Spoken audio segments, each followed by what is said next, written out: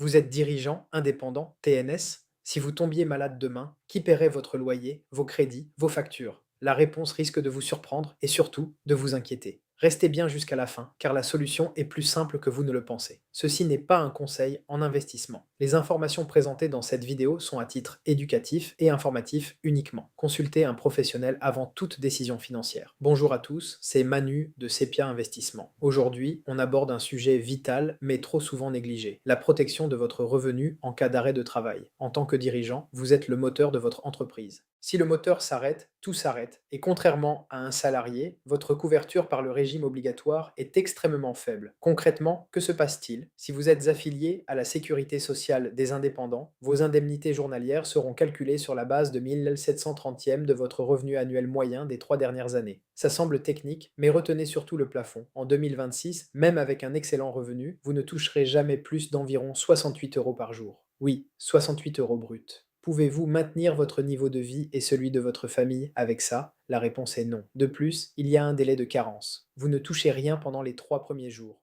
Pour un arrêt de plus de 7 jours, vous êtes payé à partir du quatrième jour. C'est une véritable bombe à retardement pour votre trésorerie personnelle. Heureusement, il existe une solution, le contrat de prévoyance, souvent appelé contrat Madelin pour les TNS. C'est une assurance privée que vous souscrivez pour vous protéger. Le principe est simple. En échange d'une cotisation mensuelle, un assureur s'engage à vous verser des indemnités journalières bien plus élevées en cas d'incapacité de travail. Mais attention, tous les contrats ne se valent pas. Voici 3 points cruciaux à vérifier. Premièrement, le montant des indemnités. C'est vous qui le choisissez en fonction de vos charges fixes et du revenu que vous souhaitez maintenir. Deuxièmement, la franchise, c'est-à-dire le délai avant de recevoir le premier versement. Elle peut être de 7, 15, voire 30 jours pour une maladie. Pour un accident ou une hospitalisation, elle est souvent plus courte, autour de 3 jours. Plus la franchise est courte, plus le contrat est sécurisant. Troisième point, et c'est le plus important, le contrat doit être forfaitaire. Cela signifie que l'assureur vous verse la somme convenue dans le contrat, peu importe ce que vous verse le régime obligatoire. Un contrat indemnitaire, lui, déduira les prestations de la sécurité sociale, ce qui est beaucoup moins avantageux.